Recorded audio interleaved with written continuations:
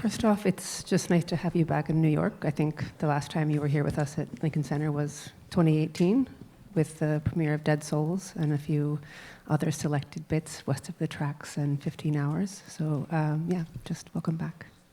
很高兴你这次又再回来。上次来的时候是2018年的时候，然后上次是死灵魂，然后也放了你的铁西区和15小时。I want to start off with a question around form, particularly with this film, where there's such a, for me, a departure from many of your previous works. You're best known maybe to American audiences, especially for your more ensemble documentaries, observational ensemble documentaries. You've also had a long history of these testimonial films that are a single character. So this is not necessarily unique. This has always been a parallel practice. But what is distinctive here is this change of form, the performativity, the narrative, the musicality. And so I thought we could start off talking about the approach there. 那想先谈的就是形式上面的这种东西，因为之前您其实很多这跟之前作品很不一样的地方是，虽然是说也是一个纪录片，那你之前拍的片子也拍过很多，说是一个人在对历史做见证这样的一个方式去拍摄的纪录片也有，但是呢，这个片子呢用表演的方式，用音乐的方式去构筑这样子的一部片，其实算是蛮不一样的。能不能讲一下为什么会做这些决定，要用这样的方式、这个形式来表现？我给王麒麟这个影片呢，实际上不是一个电影院的作品，是一个完全在博物馆啊，或者是一个微流的作品。So this particular work for Wang Xilin is actually designed not for cinema space. It's mostly for it's almost like a video work for art galleries and for art museum. 所以在长度上面，包括这种形式上面都比较自由一点。So I can be freer as a creator of this particular piece in terms of its length and its form. 然后音乐方面呢，也是因为王麒麟是一个音乐家，交响乐的作曲家，所以呢，对我来说，我想在这个电影当中，如何将他的音乐变得在电影里面变得更为重要。So since he is a symphony composer, and I think that music is a key element, and also I want to foreground it and feature it in this particular piece. 然后也就是说用了他的裸体的这个拍摄的方式，因为我觉得人，尤其他到了今年，我拍的时候他已经86岁了，所以我觉得，我们每一个人，我们在过去的生活当中，我们的痛苦、我们的欢乐、我们的所有的生活的都是，或者说我们都是靠我们自己的身体来承受我们的这种承担我们这个就是说你所经历的这些怎么说呢？对于他来说，可能生活当中有更多的痛苦。So the other element that I really want to feature in this film is his physical body and the decision to have him naked throughout the whole film. When I filmed him, he was 86 years old. And I do think that very much like every one of us, that we as human beings, we carry our pain, our joy with our physical body. Now this particular vehicle not only carry all those pain and joys, but also is a recording device of those pain and joy that we carry with ourselves for the duration of our lives. And for Wang Xilin, in his case, he tend to have more of the pain, more so than the joy that he carry with him. 所以我想把他的这个身体呢，完全裸露出来，裸露在荧幕当中。我觉得也是，我觉得很，一方面有形式的原因，另一方面可能是，我觉得对于他这个人来说，我觉得我们会有一个更完全的一种直观的一个躯体，这样一个躯体的一个记忆。So for me to make that intentional decision for him to be naked throughout the whole film, it's not only in terms of a decision for the form, but also a very intentional on my part to really have this direct way of examining his life and also try to understand what he has been through during his lifetime by just gazing on his physical body. But there are elements at the beginning where he's performing and not performing music or speech, but he's making these movements. And I would love to speak with you more about that. If these are, in a sense, reenactments, which is probably what one might guess, reenactments of pain or torture, or more sort of free-form movements that you worked on with him. 一开始的时候，他有一些动作的元素，其实也不是在表演，类似是在表演，但是并不是有关于音乐上面的东西，或者是一些设计出来的一个动作，感觉上好像是在重回他当时受到虐待，或者是就是被打、被虐待的时候那个的。把它还原出来，那是不是当初就是有这样子的概念，是让他在第一个部分，让他自己重回当初的那些梦魇之中，然后把当时的景象把它复原出来？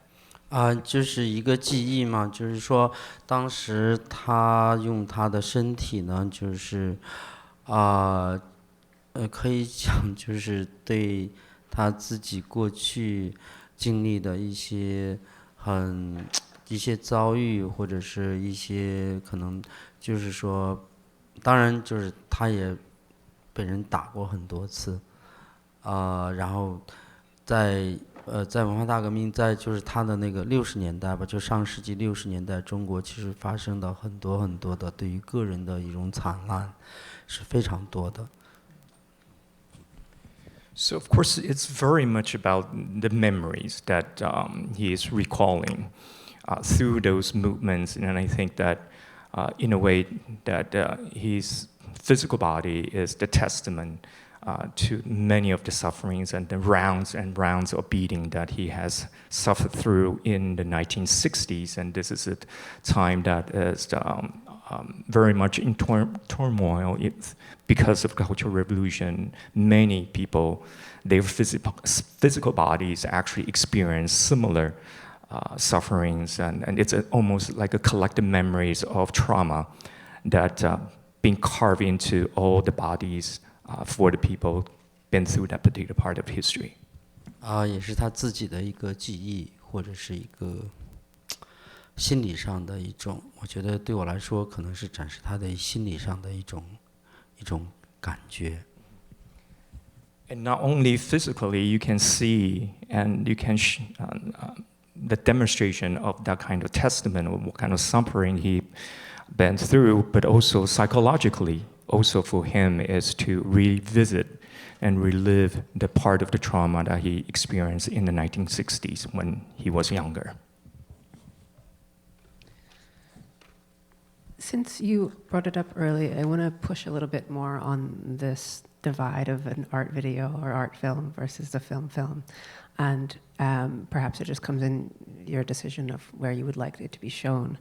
But beyond the idea of freedom or freeness, I'm curious for you what else distinguishes what your intention to play something in a cinema versus in a gallery. 你刚刚提到说，就有关于这是一个录像，而不是一个电影，但是呢，又给你比较多的自由，可以去拍摄，用录像的方式去拍这部影片。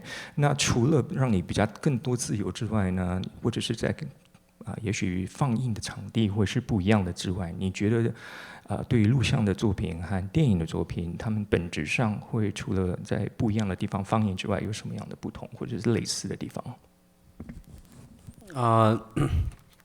电影呢，我觉得就要求更加叙事更完整性一点，就是说，像我这个就是不到接近大概最后是59分钟吧，就不到1个小时那么电影的话，最短大概需要在62分钟以上。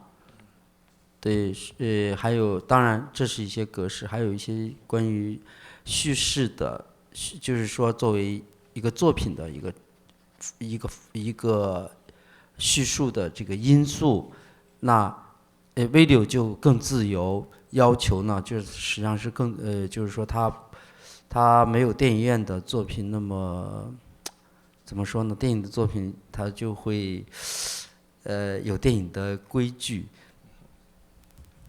So in terms of the conventions of filmmaking to make a film, especially feature films, there are certain rules, so to speak, that you need to follow and observe. Typically speaking, it has to be longer than 62 minutes, and in terms of its format, it has really complete structures and that kind of arc of the narrative that you want to create for films. Whereas for the video artworks, that it can be shorter. Different length, and this one is 59 minutes long.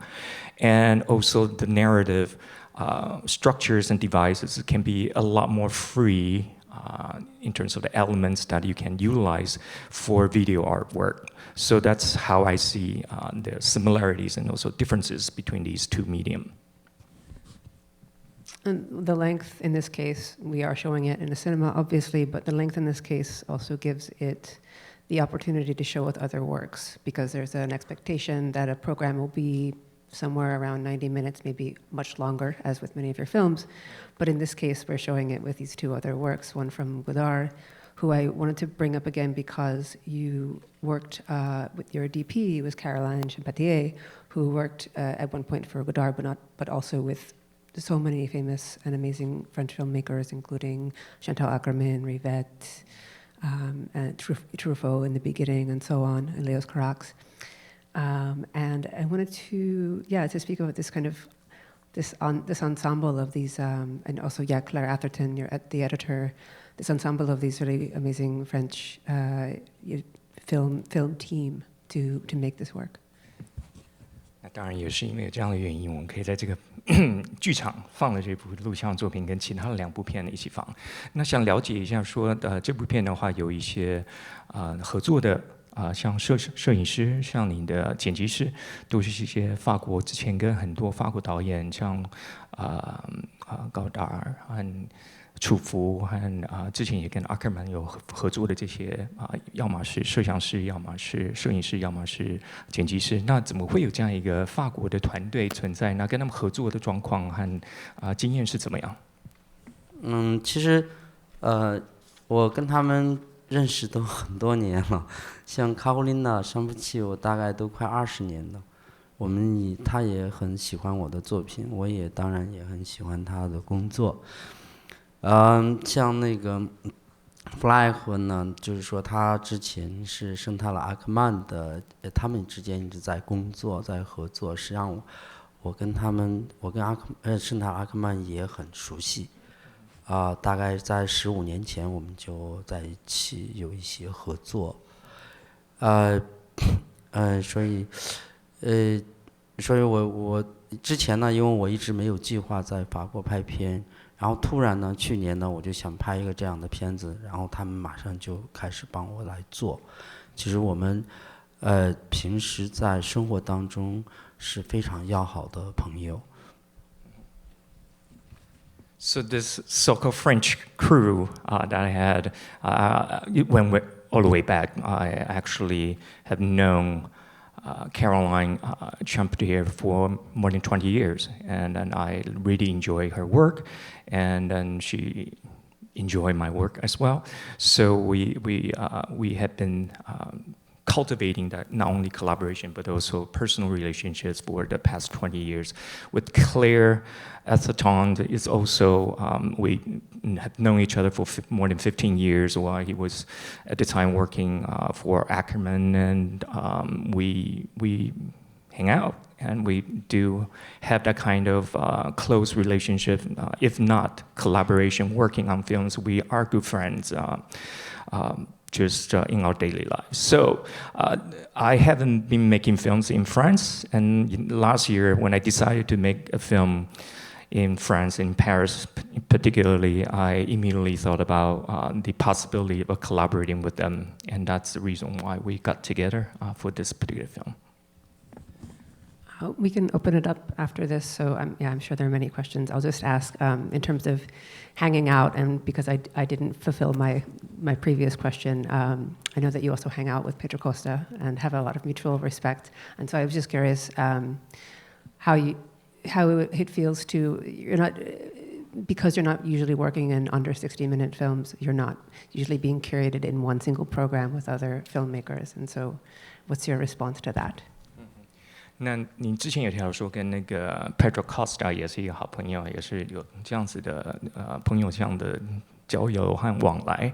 那你也是之前比较少拍一些像类似60分钟以内的这样子的电影。那可不可以谈到一下，比方说就是不管是对他的影片是一个短片的方式来做，那以你来用短片的方式，或者是用你录像方式来做，那是有什么不一样的地方，或者是彼此之间有没有什么给意见啊，或者是讨论这样子的一个问题。对，我跟贝多罗科斯塔是在2002年的我的第一部作品的时候，他也看到我的作品，然后我们就认识，然后一直持续的相互的，都一直是有互相帮助的。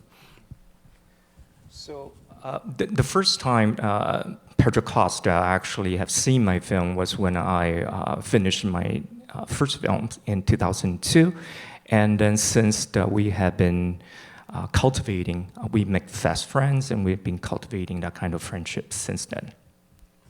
在过去的很多这些年里边，我们经常也会有一些来往。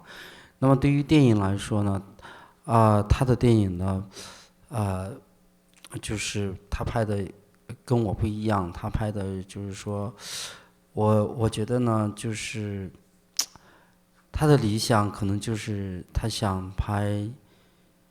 给那些他想象当中的有一部分人，有这个世界上有很多人，他想为他想象的那一部分人去拍电影。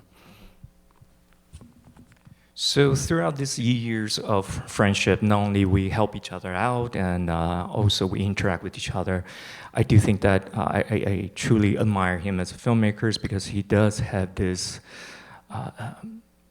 target audience almost, or the intended group of the people that he wants to capture in his films. And it is something that almost like a life calling for him to make films for these groups of people. 我觉得他的，因为在电影方面，我觉得他比我要更成熟，我的变化比他可能会变化会更多，但是他的作品会比我更稳定。So as a filmmaker, I actually think that he is a lot more mature than I am. And I tend to still try out different things and try to experiment different ways of doing films.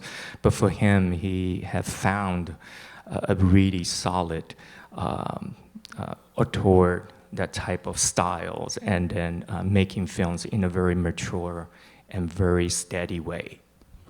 其实我觉得我们就是每一个人。每个导演，我觉得或者是我，或者是贝多罗科斯塔，我觉得我们都有一个共同的地方，就是说，我们一直在很认真的，或者是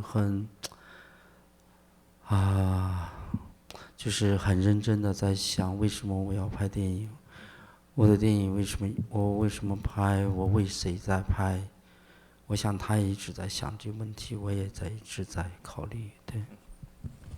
So I think a lot of filmmakers, including a lot of you here, and including Pedro Costa and myself, I think that we have been seriously thinking about the why questions. Why are we making film, and for whom are we making these films? So I do think that these are just something in common that we both share, and then we are still on the journey to really find the why questions for ourselves. Okay. Yes. Hi, Director Wang Bing. Thank you so much for presenting this film to us. So throughout the film, I can feel a kind of loud silence. Like on one hand, the music of the film and also the narrative of the protagonist is loud and disconcerting. But on the other hand, we can also sense a kind of like silent in terms of, for example, the body that actually cannot talk, but can also talk a lot. And also we can see silence maybe in terms of historical account. And maybe on the other, like, giving another example, like when the traumatic event was done, like it can be done in a violent and loud way, but the scars and trauma it left can just stay there, like silently. So it's also, this kind of contrast also shows itself in the film, like in terms of the form of the film, such as like you can see some intense like narrative and also the music, but on the other hand, we can also see Wang Xilin walking like silently around the opera. So do you think this kind of loud silence can be something that plays an important role in you trying to express what you try to express? Thank you. 那导演，你在这部片里面其实用了很多的元素，是一个对比，像是在音量很大的对比，跟这个很安静或是完全无声的这样的做对比。那当然有些时候无声的时候，其实是那个影响是很大，那个感动是很大，尤其看到这些人身体上伤痕的时候，在无声的环境下放的那个，其实音量是很大的。所以呢，就想了解一下，就是在形式上，那是怎么透过在音乐、在做见证的这个口述的历史这方面，怎么样去拿捏什么时候要把音量放大，那什么时候要用这些安静或者是完全无声的方式去静静的凝视一个人。那因为有些东西其实就是音乐之外，你可以看到他在这个等于在舞台这边漫步的行走，是有时候是根本没有音乐或者没有声音的。所以是怎么样去在形式上去做这些去决定，怎么样什么时候让它音量很大，什么时候让它很安静？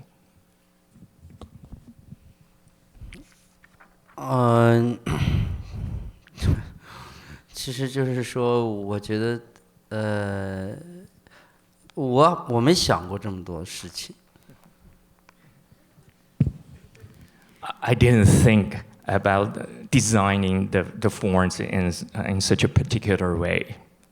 因为我觉得对我来说，我觉得我喜欢就是说，因为不能太去就是用数字的量化一个作品的这种感觉，就是不能把它变成像一种数字的来分析。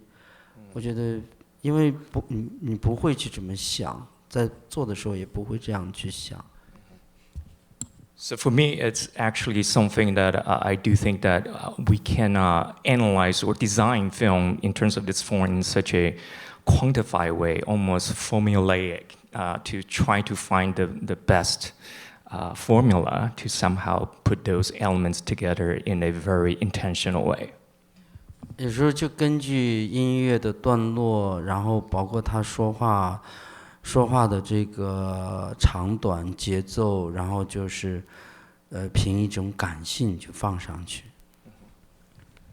So sometimes it's just my feelings and interpretation of the tempo and the rhythm of the music, and then how that can interact with the testimonial accounts, whether or not it's the longer duration of the stories or it's shorter, and how to somehow find that kind of natural interplay between the music and also the testimony. 所以其实就是有时候是很自由的一种状态。So to me, it's actually pretty free for me to somehow think about how am I going to interpret these two different materials in such a natural but at the same time moving way. 但是在音乐方面，这个就是说我把王心凌的这个说话的很多说话的声音我就给关掉了，或者是降得很低，这是我当然是有意的。But I did intentionally trying to drown out the oral history testimony offered by Wang Xilin with the music I use. So I would turn down the volume for the testimonial account, and that is intentional. 因为我觉得我希望他的音乐在这个电影里边变得更为重要，而不是一直去。当然我也把这个他说话的真实的这个内容都在这个字幕里边都很完整的都放上来。So to me, I really want to showcase and feature and bring the music to the fore, and while he was offering testimonial accounts of his sufferings. But at the same time, even though if you cannot hear the actual words coming out of his mouth, you can still get the full picture by just reading the subtitles. I know there are a lot more questions. I think that we have to totally wrap it up. So thank you very much. Thanks for your patience. 谢谢。 Thank you.